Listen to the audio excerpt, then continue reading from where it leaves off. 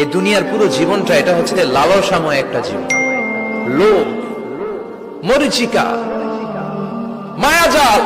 এই মায়াজালে আমরা আটকে আছি, ফলে মৃত্যুর কথা আমরা ভুলে গিয়েছি।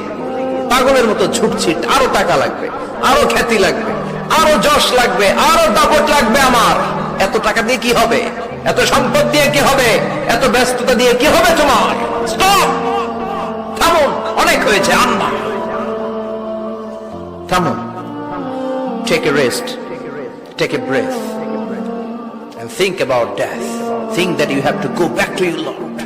একটু বসেন না, একটু ভাবেন যে আমাকে চলে যেতে হবে, চলে যেতে হবে। এই কোলাহল, এই ব্যস্ততা, এগুলো থাকবে, থাকবো না আমি।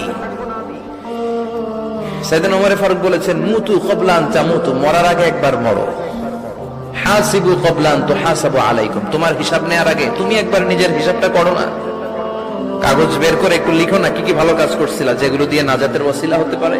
1 2 3, আর কি কি আকাম কুকাম করছো দেখো না, লিখে দেখো তোমার অবস্থাটা কি।